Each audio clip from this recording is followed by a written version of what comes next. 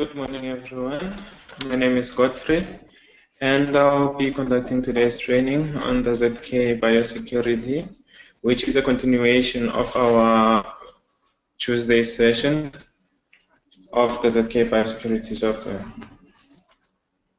So the part 2 will have the elevator module, and then we'll touch base again on the visitor module, and then the patrol module, and then I'll go into detail on our system tab just to go through and explain everything to expect onto the software, and then to make it easier for you to administer the software. Okay, now we can go to the software itself. Okay, this is the ZKBiosecurity software. Our default login details is admin in small letters.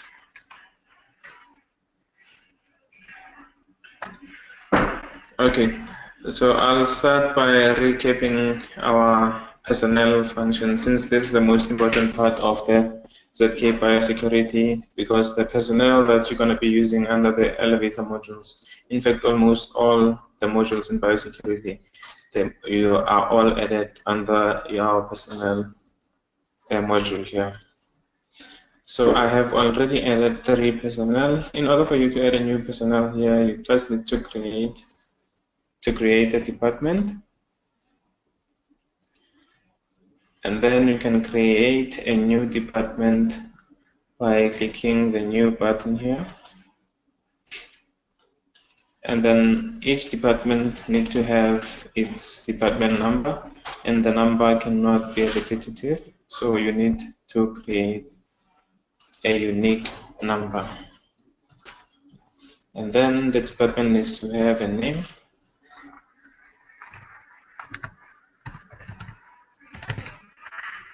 And then you need to allocate if the department is following any other department. Like if you need a sub-department, then you can throw it under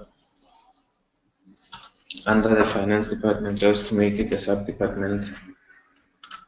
And you can click on OK. So that's how you create a department. Once you have created your department, you can export your department list. You can also import it.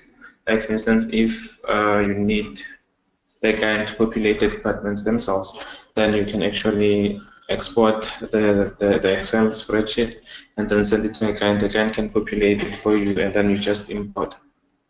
Okay, so once you've created your department, now you can go back and add your personnel. So I'm just recapping on the personnel because this is one of the crucial parts of the software. And then once you are done with the personnel departments adding, then you can add your personnel.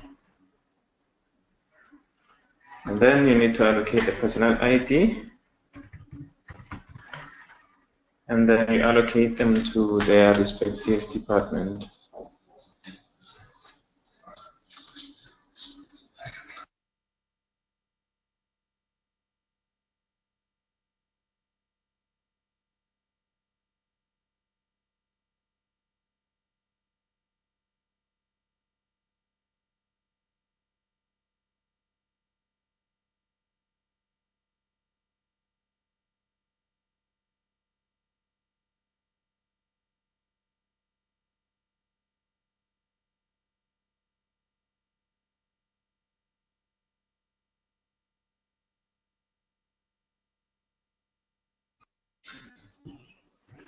Okay, and then you allocate your personnel into a specific department, and then you give the personnel a name. And then you allocate the gender. You can populate the information that's required, and then the password is the password that they have to use should you need them to access the doors using the password. And then another important part is the card number. So here you can use the ZKCR20E to enroll your cards, your RFID cards in this case.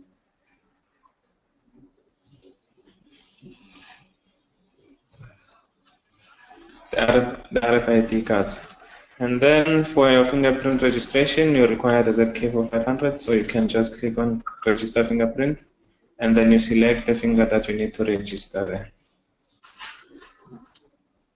Okay, and then another important part is an access level. So each user needs to be added under a respective access level. And then another important part of the software is the super user function. Remember, this function, you don't have to give it to just anyone into the building, because there are no restrictions that can prohibit the super user. And then the device operation mode. In case of a standalone device, if you gave a user an administrator privilege, it means that administrator is the only one who will gain access into the menu of the device. So you need to be careful on who you give these privileges to. Okay, once the personnel profile is created, you can click on OK, and then the user will appear here. So this was just a recap on our previous session. And then now I'm going to skip over to the elevator module.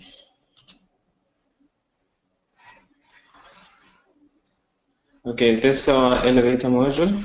And then we have an EC10. An EC10 is our elevator controller, and then it has 10 floors. We also have an expansion port, which is an EX16, and then an expansion port has up to 16 floors, and then you can add up to 3 expansion ports into your elevator controller, which gives you a maximum of 58 floors. So you can actually control 58 floors with your elevator controller. So I'm going to show you how to add the device under your elevator module. I'm going to delete the device that I have already here. And then for you to add a device, unlike on the access control module, you don't have to search, you add it manually. You can search either or you add it manually. And you can search.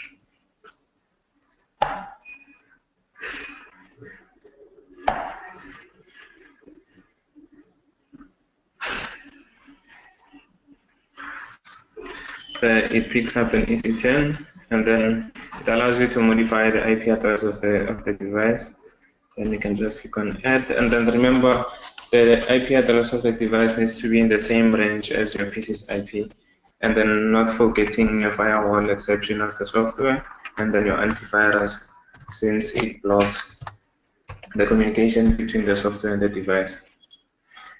And then here the number of expansion ports. If you have connected an expansion port, then you need to select how many expansion ports you have added, and then it can take a maximum of 3 expansion ports. And then you need to allocate an area. Should you need to clear the data that's already in the elevator control, you can select here and then clear the data. Then once that is done, then you can click on OK. Then the operation was successful, then you need to click on OK. You click on OK. Then you close. Now our device is added. And then should you need to modify anything after adding, this is where you can do it. You can modify your IP address here, modify your fingerprint threshold identification, and all the additional settings that you might need to change. You can do them from the More tab there. And then we can continue to the reader. And then the reader that's here, it's your slave reader, since the slave reader that you're going to use to open the elevator. So it's used for your fingerprint identification. Here is just defining the reader. You can just give it a name, change the name of the reader, and then you can also change the verification mode. If you need to use only cards, only password, or card or password, and then or you can use any verification mode that you need there. And then you can copy the above settings to all the additional devices that you might have added there. Then you can click on OK. And then now we have floors. So under the floors, remember I said the EC10 by default allocates 10 floors. So automatically after adding the device, you'll have 10 floors. If you have expansion port which has 16 additional, then you'll have a maximum of 26 floors. If you have added 3 expansion ports, then you'll see 58 floors. Okay, so here from here you can just rename your floors here. Then you can just say this is the floor 1, and then there's an active time zone, so you need to allocate the time zone to each floor, and then you can click on OK. So you can rename all the floors.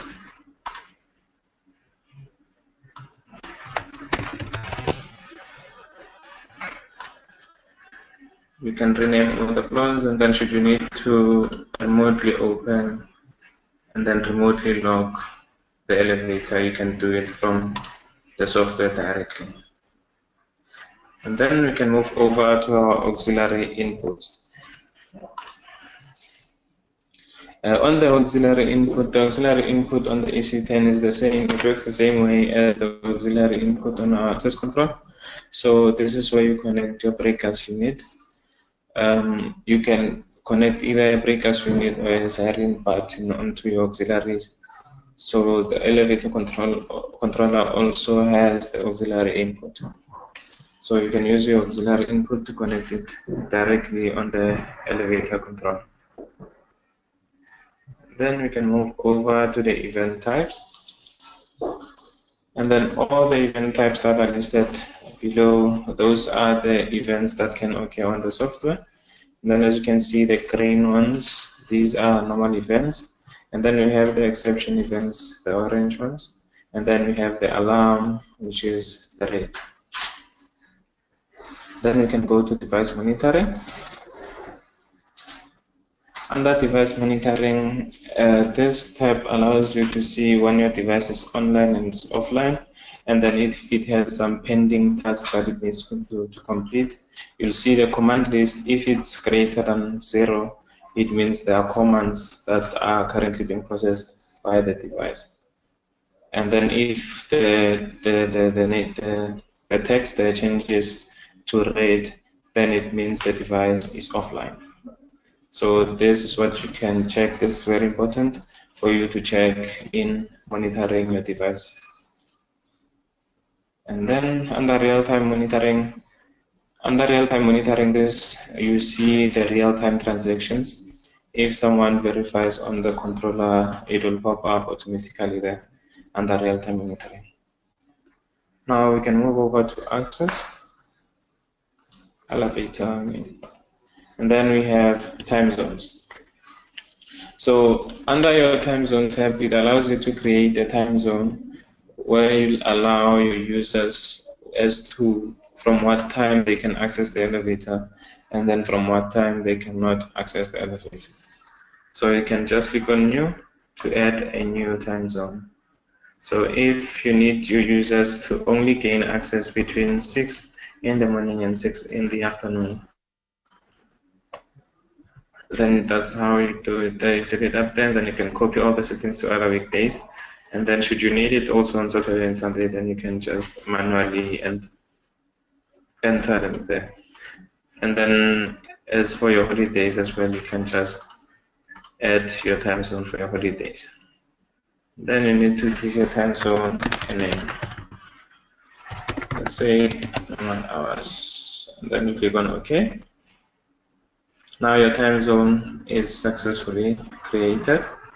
Then now we can move over to holiday. Then under holidays, this tab allows you to add all the holidays that you have in your country, the public holidays that are observed by everyone, and then you can have internal holidays as well. So you click on new, and then you give it a holiday name. Then let's say it's a Human Rights Day. And then we have 3 holiday types, and then each holiday type can take up to 32 holidays. So the holiday types are meant for basically sorting your holidays. So if you have recurring holidays and non-recurring, and then you have your internal holidays as a company, then you can sort them, like for your recurring, you can sort them under holiday type 1, and then your non-recurring under holiday type 2, and then your internal holidays under holiday type 3. And then each holiday type can take up to 32 holidays. Then you select your holiday type, and then you select the start day of the holiday.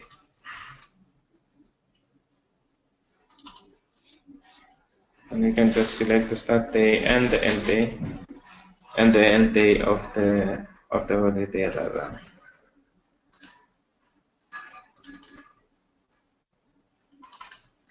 And then here you can specify if the holiday is recurring or not recurring. And then recurring means if the holiday is on the same day every year, then it is recurring. And then if the date changes from year to year, then it is not recurring. Then you can click on yes, then you click on OK. So your holiday is successfully saved there. Now we're going to move over to the elevator levels. And then we have our elevator levels. So the elevator levels are mainly your access levels in access control. So you need to add a floor to each elevator level.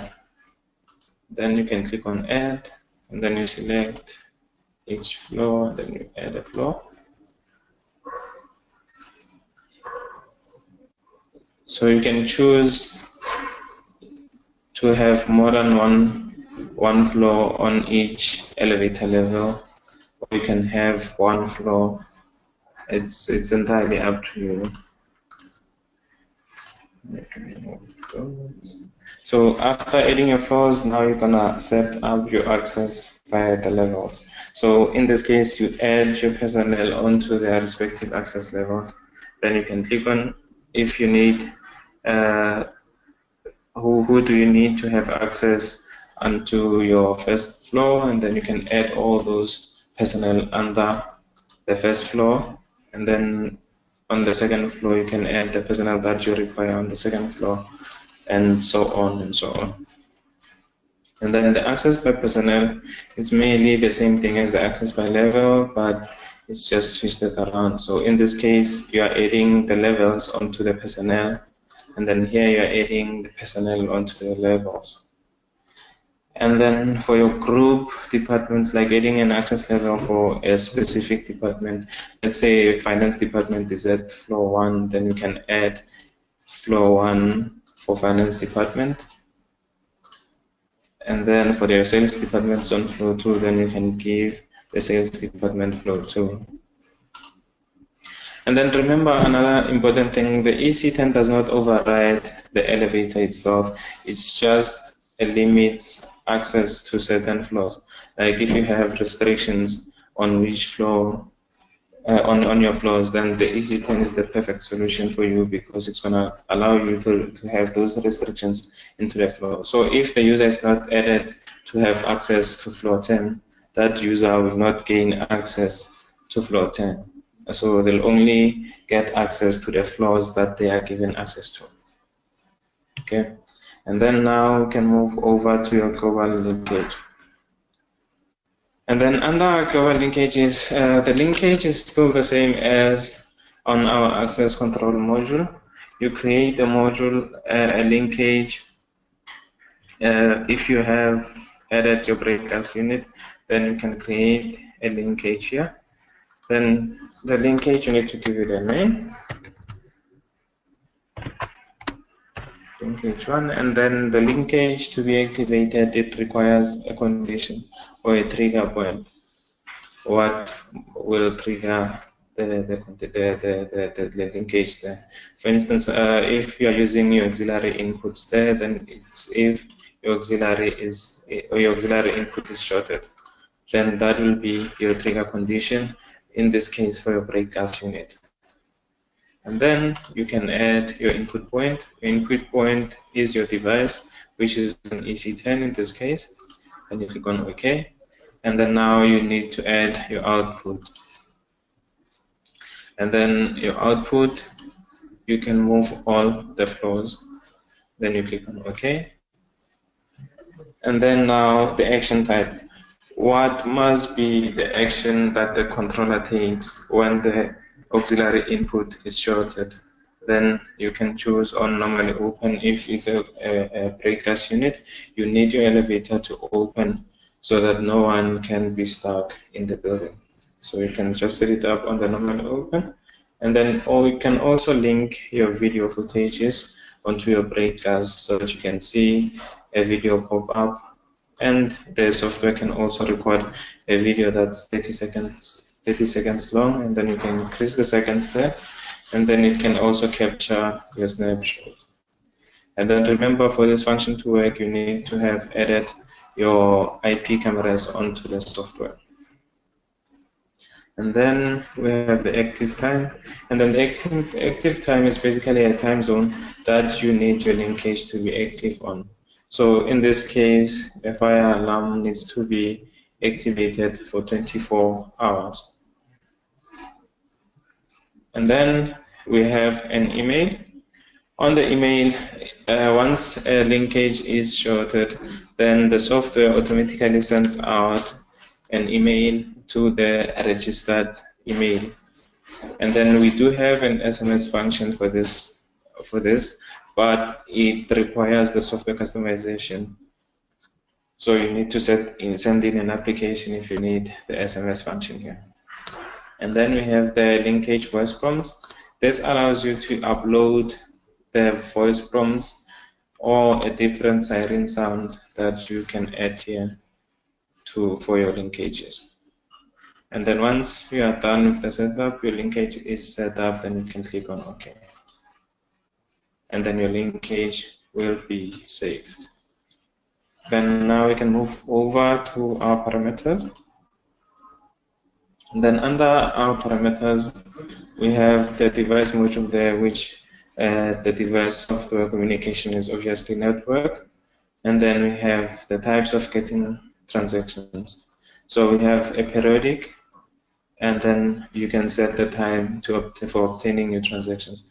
So if it's periodic, then you can set up on after how many hours can the software download the new transactions on the device. And then if you set the time for obtaining a transaction, then you need to specify at what time will the software download new transactions. And then the real-time monitoring there, this is the size of the picture that appears when you activate or under real-time monitoring there. So this is the size of the picture that will pop up there under real-time monitoring, and the picture being the profile picture of the user who's checking in. And then we can move over to reports. Then we have types of reports there, which is all transactions. And then under all transactions, you can see all the transactions that have happened on the EC10. And then you can export your reports to either Excel, CSV, or PDF. And then if you need a specific report for a specific person, you can use the personal ID. And then if you have more than one device, then you can select the device which you need the reports for. And then you have your exception events. And then here are all your exceptions. Like as you can see there, the exception description there, it shows you that the fingerprint is disabled there. So this is one of our exceptions that you have seen on the events that may occur onto the software. So these are all the exceptions. You can also export. You can clear all the data, and then you can select the start date and the end date. Also, if you need a specific person's report. And then here under your access by floor, access rights by floor. So this will show you who has access to which floor. As you can see there, under floor 1, everyone has access to floor 1. Then on floor 2, only Clover can access floor 2. So going forward, you can see. And then the right by personnel, it's basically the same as this one, just vice versa. So this is it under our elevator module. I can just quickly show you a real-time monitoring of the software.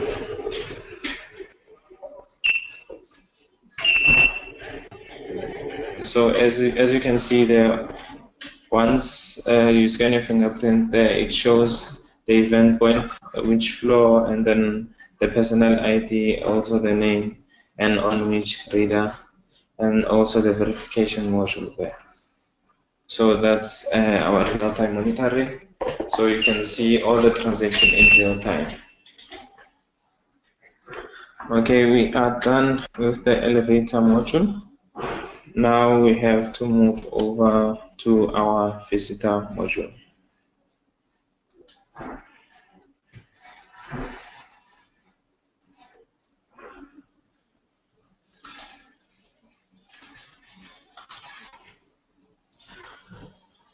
Okay, so this is our visitor module, and then this module you use it for inviting your visitors who obviously are not registered into the system. And then for this module, we also have a mobile app, so you can also use a mobile application to run this module. And then we can start with the reservation. So for you to have to register a visitor, you need to create a reservation first. So by creating a reservation, you click on New, and then you need to enter the personal ID of the host. Then for you to enter the personal ID of the host,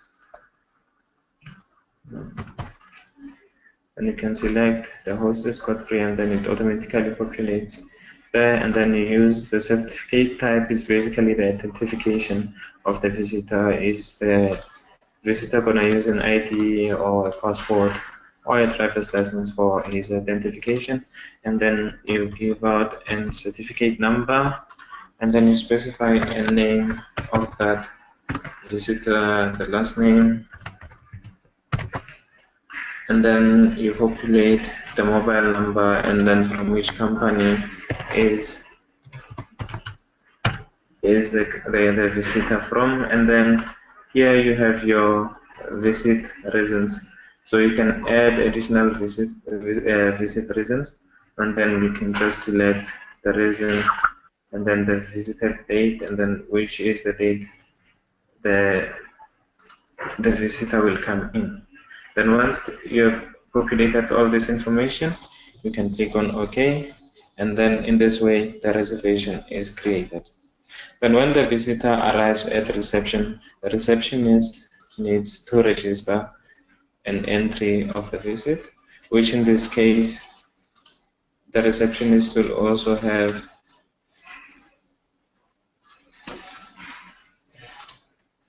the receptionist will have to issue the card.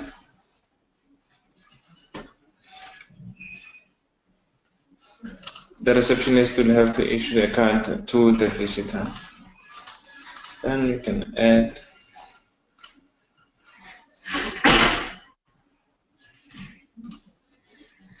the receptionist will have to issue out a card for the user.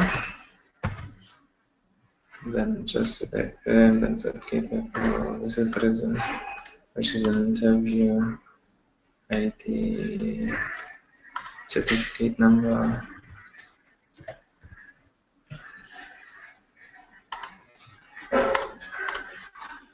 And then by entering the certificate number there, it automatically populates the information of the user, and then you can specify the gender there, and then you can populate all the other information, and then the receptionist needs to specify if the user is carrying any goods, and then they can issue a card number there. And then remember, the visitors are not allowed to have fingerprints, so hence we have the card number, and then if you're using the mobile application, it allocates a password or a key pass for the visitor. And then we have the visitor, which these are the permissions. We have the visitor level, and then basically these are the access levels that you have on your software already. And then the start time of the visitor, and then of the visit rather, and then the end time. So if the meeting will take more than 1 day, you can select that the card will be valid for 2 days.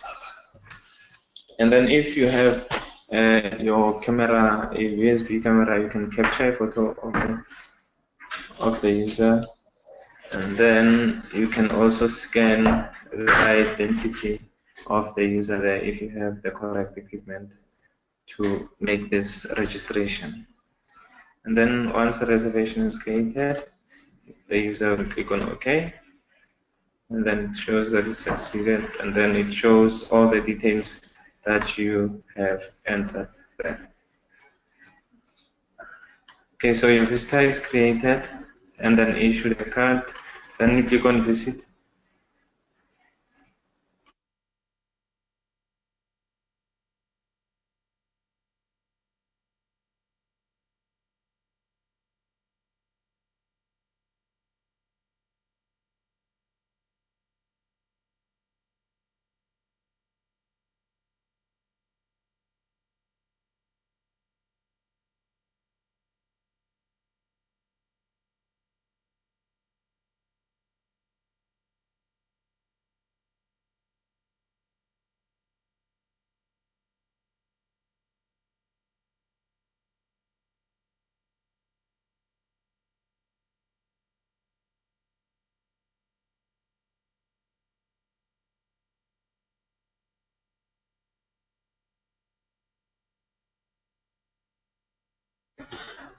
Sorry, ladies and gentlemen, our network is a bit slow, so I'm just gonna recap again. In terms of your visitor registration there. Okay, so in terms of your user reservation, your visitor registration, there you need to create a reservation, and then the reservation is created by the host. So if you're going to be hosting a visitor, or you're expecting you've created a meeting with a user, then you need to create a reservation first. And then in this case, let's say the host is Godfrey. And then you allocate a certificate number. And then the certificate, you have different types of certificates there, which you have your passport, your driver's license, and your ID, which you can add additional should you wish. And then you give name there, and the last name, the mobile number, and then the additional information. And then you specify the reason for the visit. And then you can select the start day of the meeting, and then you can click on OK. So this way a reservation is created. Now when the user arrives at the reception, they need to enter a registration for that visitor. The receptionist will have to click on enter registration and specify who the host is, and then the reason for the meeting, for the visit rather, and then the ID. Once you key in the ID, it pops up all the information from the reservation that you have created, and then you can select the gender there, then populate the additional information, the nationality of course, and then the receptionist will have to see if the user is carrying any goods with them.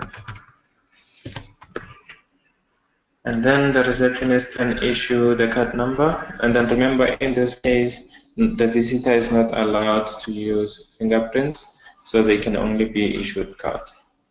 So the receptionist will have to scan the card number there to issue the visitor a card, and then give the user and add the user into an access level, and then set up a start date of the visit and the end date of the visit. And then if you have a USB camera here, you can capture a snapshot of the visitor, and then you can also scan the certificate photo, which in this case will be the ID of the visitor. And then once that is done, you can click on OK. The visitor is created. And then when you click on visitor, it will show all the visitors that are expected, and the ones that have already visited them. As you can see, there's the visitor of a past date. Now we're gonna move over to our basic management, and then we have our parameters here. And then under the parameters, so these are the additional settings that you can grant, or additional permissions that you can grant to a visitor. So if you need to use a password, you can use a password. And then if you need to issue them cards, you can issue them cards. So these are all the additional information that you might give to a visitor. And then if you need an automatic sign out, you can set it up from here. And then automatic sign out means if the user checks out at a specific door, then the system will regard the user as he have checked out of the building. Okay, and then we have device debugging. So under your device debugging, it shows you all the devices that you have added. Should you have added the printer there, it will show you the printer, then the scanners, and then your cameras. So it shows you all the additional documentation, additional devices that you have added onto the software. And then we have the print settings.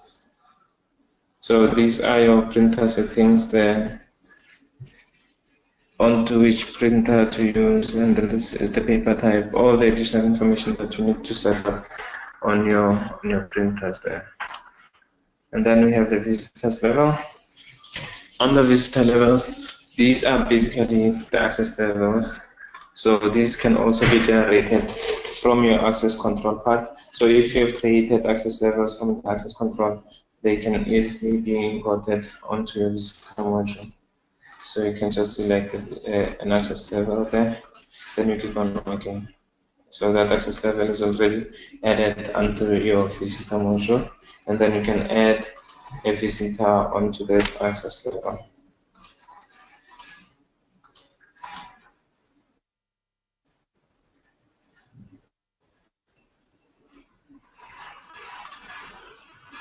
And then we have an entry place. An entry place is basically a PC or a server where the user registration can be done.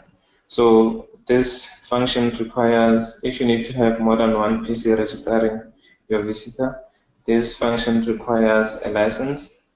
So by default, it only gives you one PC. So if you need an additional PC, then the PC IP address is required there. So for you to add an additional server, you need to specify where the server is. Then you can say security root, and then you give the IP address of the device or of the PC that's at the security port, and then test the connection. And the device, the PC needs to be on the same network as your server PC. And then if you have an additional camera, maybe an IP camera, USB camera, you can specify there. And then you allocate it to a specific area, and then you can click on OK. Then you'll have an extra entry place there. And then for your visit reasons, under your visit reasons, so these are more reasons that you can add here for your visitors. You can just click there, and then you specify that your visitors, residents there. And then when you're adding your user, you can select any resident that's in line with the visitor that's currently there. So that's how you create your additional reasons for the visitor. And then now we move over to the reports tab. And then the types of reports, these are the types of reports we have, and then we have the last visited location. Under the last visited location, it should show.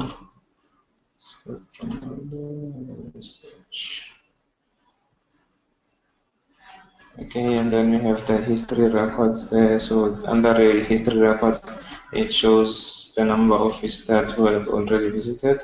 Then you can also export to Excel, CSV, and PDF.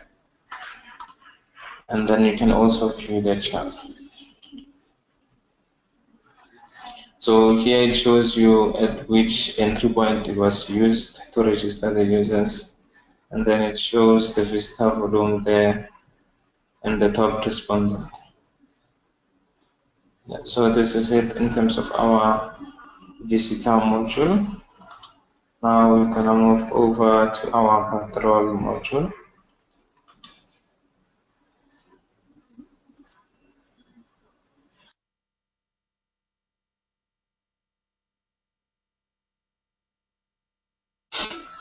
Okay, so this is our patrol module that is integrated into our ZKBiosecurity, and then this is just the basic patrol management software, and then it uses your existing access control devices. So it uses your existing infrastructure, unlike the older patrol where you needed to buy a special software and also hardware for your guard patrol system. In this case, you're using your existing access control system. So these are the features that to expect onto your patrol. And then you have your basic management. Under basic management, you have your device and the checkpoints. And then under your patrol management, you have your patrol plan, and then your patrol group, and you have your route.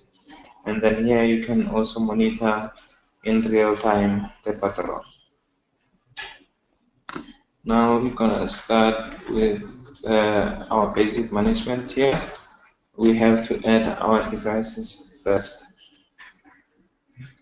Okay, let me just quickly delete these ones.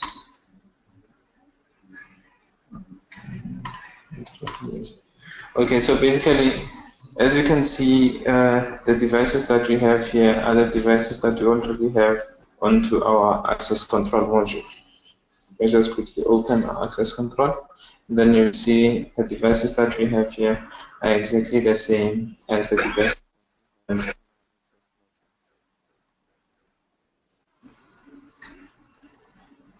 Okay, so these are our devices that we have under our access control module. You can see it's reception and support, and then when you go back to your patrol, you can see reception and support. So when you click on new, it will show you all the devices that are already added onto your access control module. You just move them over to the selected site, and then you click on OK, and the devices will appear here. So you don't have to add them using their IP addresses. They are already added under your access control module. Once you have added your devices, then you can proceed to your checkpoints.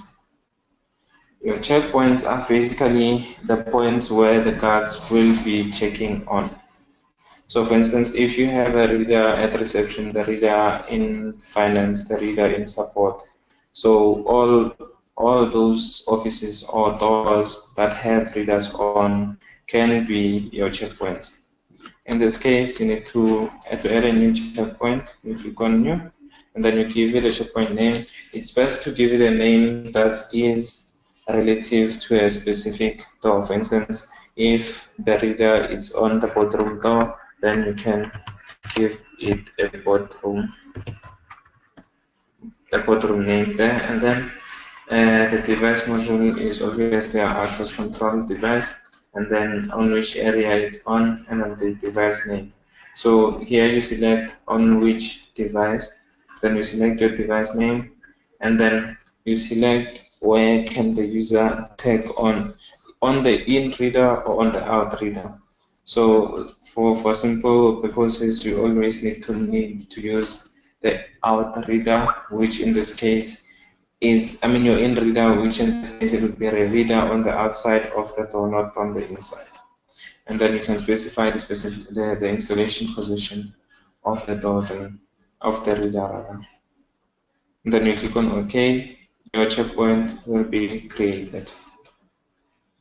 And then now we can go to parameters. So parameters just the patron statistics, how often should the software collect the patrol data from the devices. And then we can go to patrol management. Under your patrol management, you can set up your patrol plan. Then you can click on new, and then you give it a plan name, which is plan 2, and then the start time of the plan.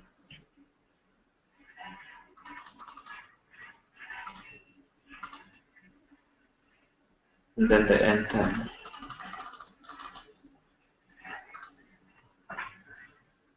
And then you can choose if the patrol plan is by date or by week or by month.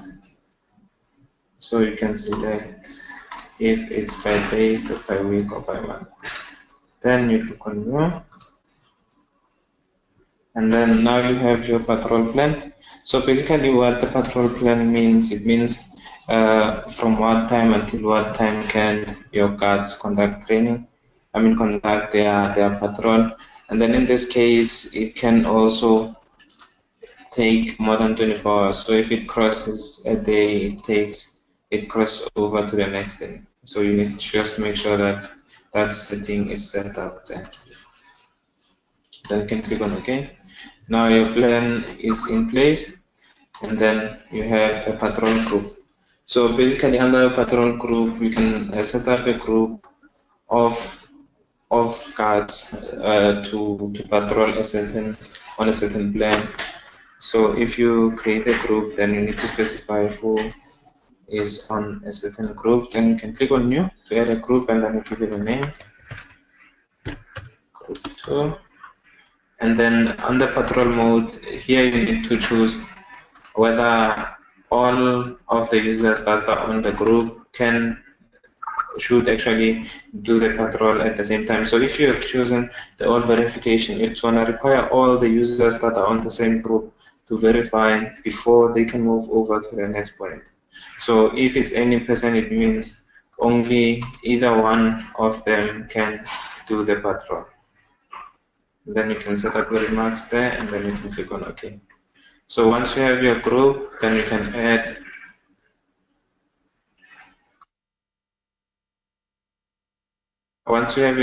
there, then you can add your personnel onto the group.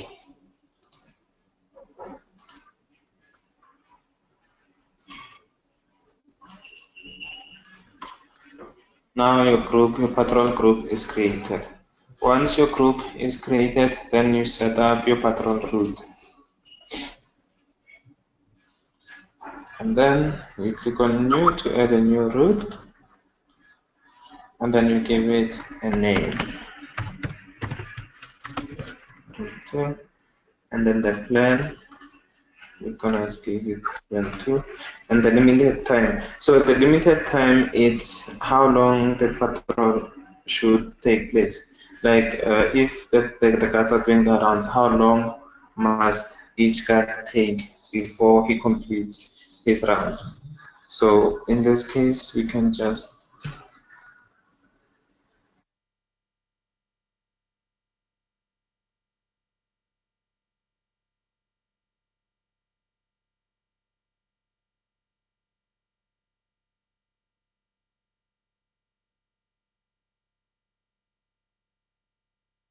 okay, so you select your patrol and then you set up your limit time. This is how long each patrol should take. And then you allow time for deviation should the guards get distracted by something. or they need to check something else, you can allow additional time for deviation there. And then you can select a specific person to have this route, or you can give it to a group. Then you can click on OK, and then you click next step. In this case, you have the route order. So these are your checkpoints. So if you can see there on top, it says route order. So if it's the route order you've selected order there, it means the guards will have to check in first at reception and then finish at support. The guard cannot start at support and then finish at reception. And then you can change that to disorder. So if it's total disorder, it means that the guard can check in first at any of the two, and then if it's disorder, accept the first check. So it means the guard is forced to first check on reception, then from there he can check on any checkpoint without following a sequence. And then we have a disorder except the last checkpoint. So this one means the user can start at any point but needs to finish at the last last checkpoint there. So the start does not matter and the ones in between, but the last one should be support. And then the disorder except the first and the last means the user have to check in first at reception, and in between it does not matter, but the last check should be at support. So those are the order points that we have there, and then you can choose any of them as you wish. And then you can click on complete. Okay, we have already created a route that's similar to this one, as you can see there. So hence, you can create the same route that's the same. And then once you have created that, you have your reports. And then under your reports, you have all transactions. Then under the transactions, it shows you all the transactions that were done, and then it shows the name of the patrol guard and the card number there. And then you can also export your reports to either Excel, PDF, or CSV. And then you have patrol records for today, and then you have those are your records. And then you have your statistics. And then you have your personnel statistics. And then you can also export these reports to either Excel or CSV. Now we can go to route monitoring. Then we click on patrol monitoring there. We first go back. Patrol management, and then delete the route. We'll just set up a new route so that I can test the real-time monitoring for you. Number 10, 21, time is 6 minutes, certification 5, then we need a group, then which group we need? Group 1, click on OK, and then we say next step. Then move over our checkpoints, and then disorder, total disorder, and then you complete. So your route is created. Now we can go to the route monitoring. As you can see there, if it's gray, it means no patrol yet. And then if it's green, it's your normal patrol. And then if it's red, it's a patrol route error or linkage patrol. So I'm gonna run a test on this. Then we're gonna first check on the first reader. Thank you. It verifies, then it should turn green. As you can see there, it shows that Clover has verified on if it's a specific door, and then it shows the time and the date there. Then you move over to the next point.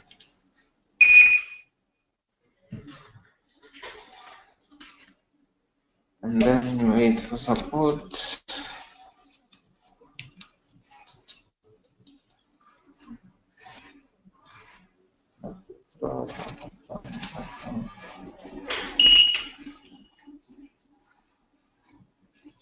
As you can see there, it pops up your real-time monitoring there that Lover has now completed the patrol.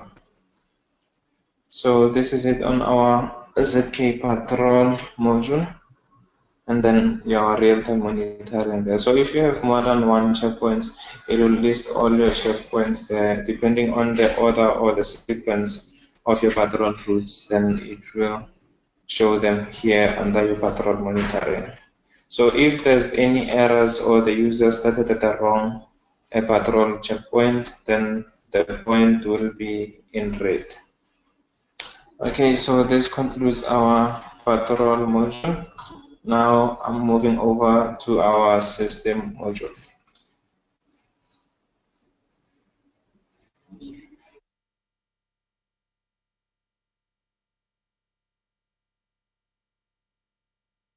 Okay, so under our system module, we have the basic management. And then under our basic management, we have operation logs. So basically under operation logs, it shows you everything or all the changes that you're making onto the software.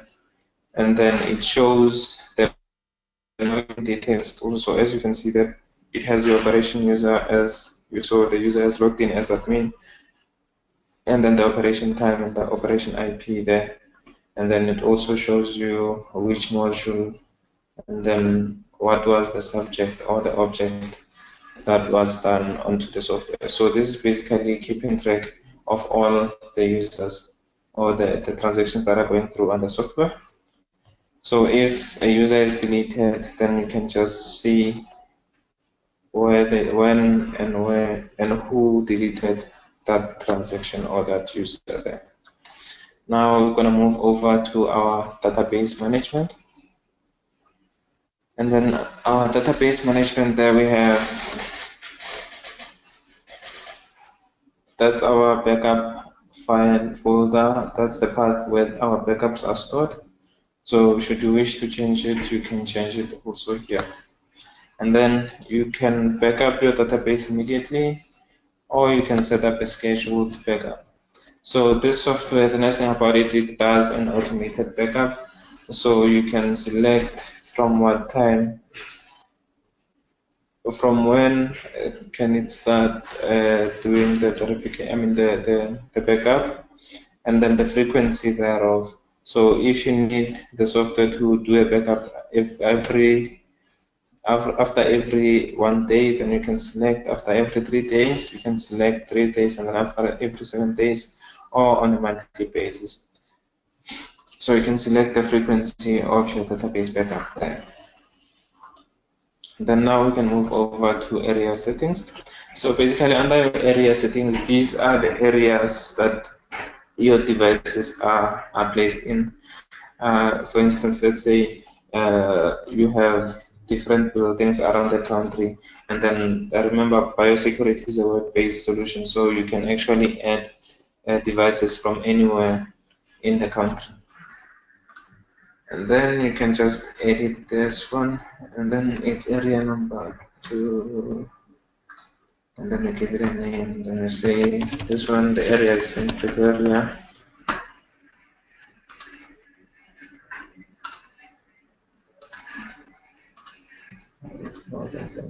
You can click on OK. So if your device is in Pretoria, then when you're adding it on the software, you need to specify the area which will be Pretoria. So you can create as many areas as you have, and then add your devices and link them to your specific areas. And then we have our system parameters. So basically, system parameters is just the information of the system. It shows the information that you need on the system. And then we have the email management. So under email management, This goes hand in hand with the email linkages, email link under your linkages there. Now let me just quickly go to linkages. Linkage, no. And then we have an email option here. So if you have set up an email account, so here you set up a link, a sender's email. So the email that you set up from here is the email address that will be responsible for sending out an email to an email that will be registered here. So if I register my own email account here, so it means the email will be sent from my account to the administrator or to the guards here. And then we can move over to data cleaning. And then here you can select after how long do you need to keep your data. So you can just select maybe after every 3 months the software needs to delete the records, the old records, and then the system logs. So here is just all the filtering of the software. So you can just set it up from here. And then we have audio files. Under audio files, these are additional audio files that you can add. Like I said, if you need a different siren sound or a different alarm sound, or you have voice prompts that you need to add into the software.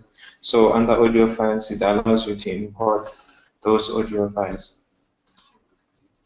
And then the certificate type, these are the certificate types that you have under your visitor module. Remember, we had our ID, passport, driver's license, and others. So in this certificate type, it allows you to add more identification documents here should you wish to add. And then, as you can see there, it's used under which module, visitor and author. So you can add more certificate types. Then we move over to parameters, and then this is just the home panel on the home screen of the software. Let me just quickly show you. So this is our home screen. Right now it's on a chat panel. So this is our chat panel. As you can see, it shows different chats there, and then you can also change it to a work panel.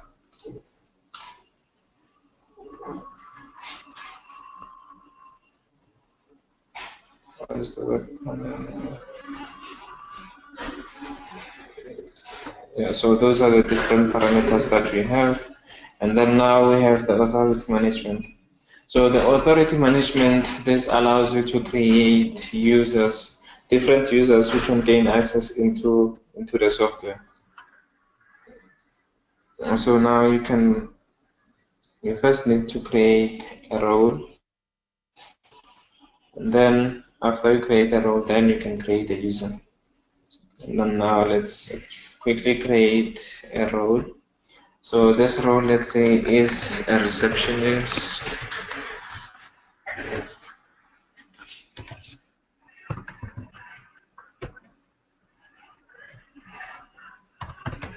It's a receptionist. And then in this case, you can give access to the receptionist. Let's say under your personnel, you can give them access to the personnel info, but they can only browse, they cannot edit personnel profiles, they cannot delete, they cannot export, delete. They can do the rest, but they cannot edit the user profile, and then they cannot delete as well. And then under the department, you can also give them the browse and the custom attributes. You don't have to give them those. Yeah. So once you're given a receptionist, under your personnel tab, they can only do the selected. And then under your access control, they can only browse on their device, cannot sync, and that's it. Just browse the device. And then you can give as many privileges as you need. But remember, the roles are created to limit access into the software. So you just need to be careful on which functions you are giving to a specific person. And then you can move over to elevator. Then you can also here grant a permission there.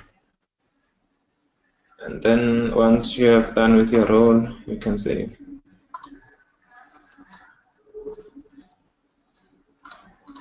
And then you have created your receptionist role there. Now you can create a user. And then the username that you enter here is the username that the user is going to use to log in into the software. So in this case, if I say reception, so when they log in into the software, they're going to use the reception tab.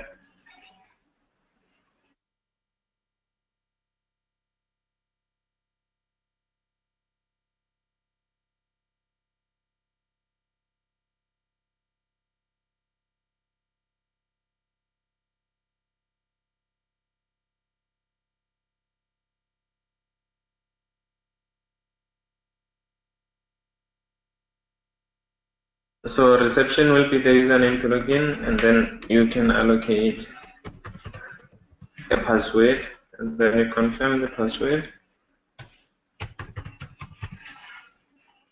and then the state is enabled, super user state no, and then fingerprint registration. You can register a fingerprint there as well, and then you can populate the additional information. But the username is the username they have to use when they log into the software, and then same as the password. Then once that is done, you can click on OK. Then let's put it to the test. Go log out. And then now you say reception. Then the password. Then you log in.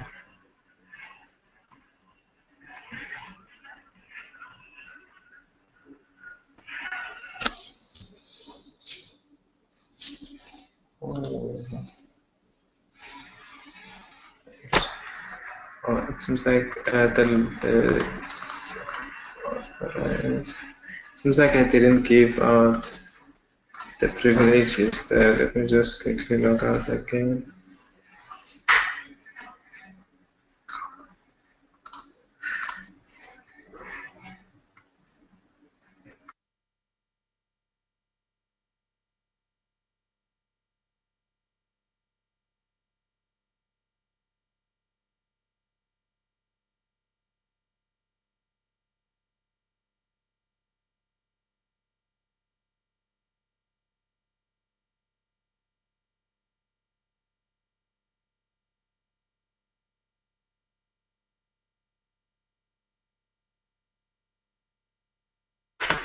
Let me just quickly check on the profile that I just created. It seems like I didn't grant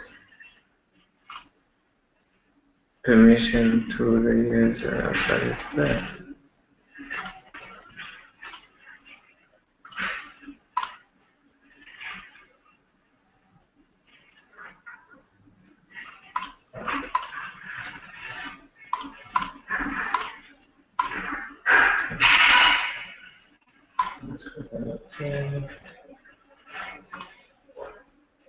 Exactly. Okay, I did not give the kind of user a role group.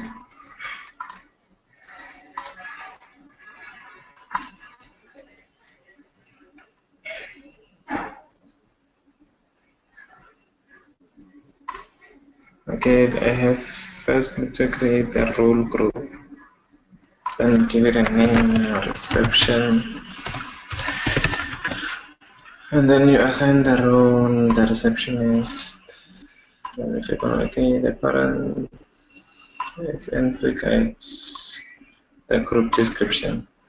So once that is done, under your user there, you can allocate a role group. Entry guides, the reception, and then you click on OK. Transaction department, you can take them all, and then you click on OK. Rest area, OK. Then you click on OK. Now we can log out and log in as the receptionist.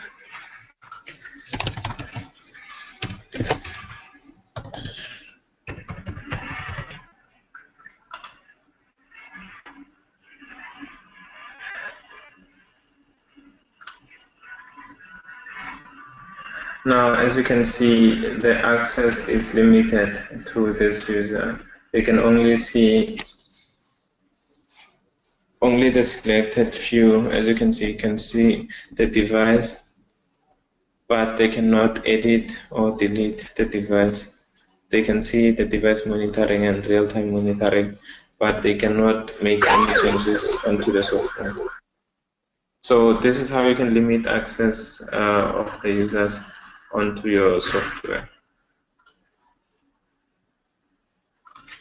Then we can log in as admin.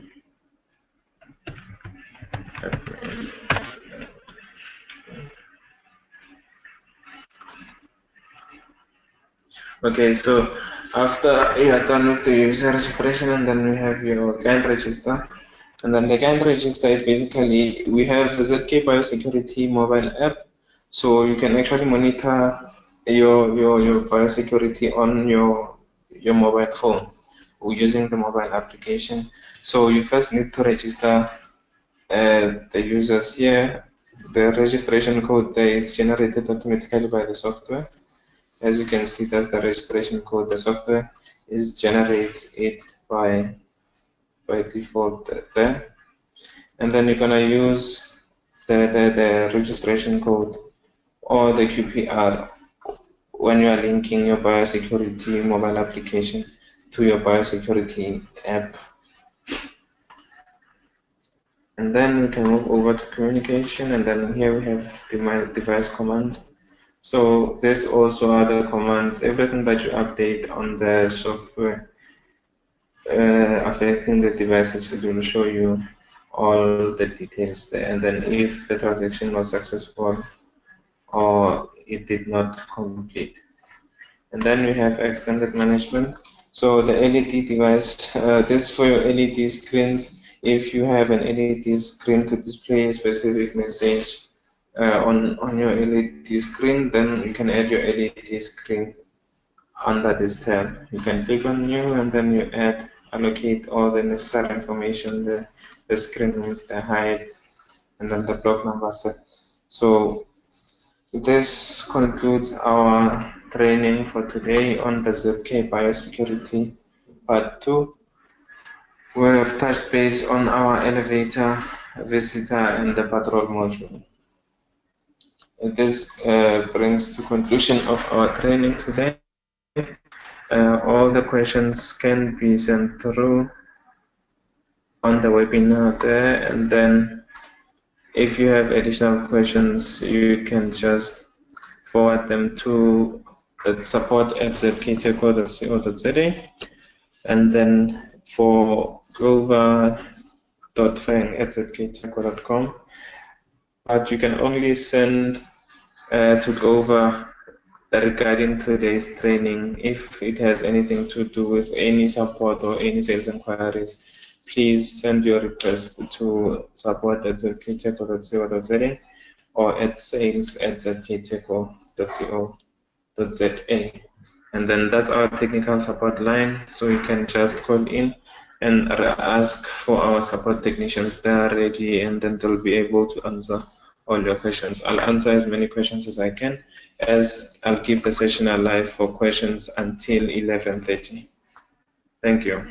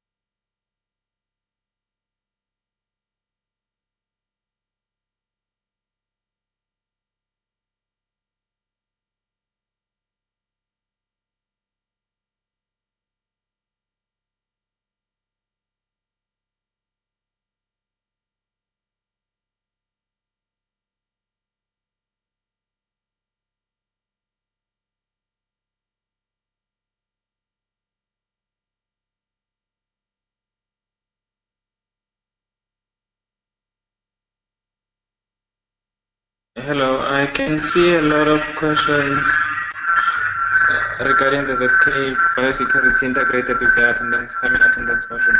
We already have the integration.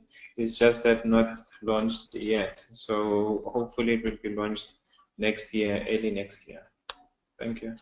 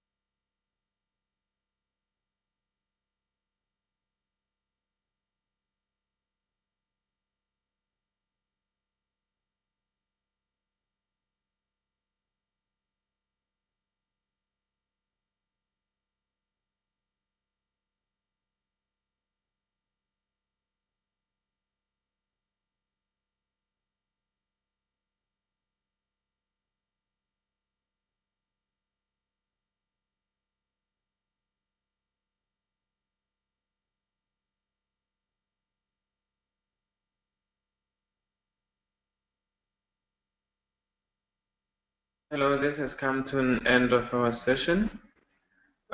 Please forward all your questions to support@zkteco.co.za. And then thank you very much for your attendance. Our next training dates will be published on our website for next year.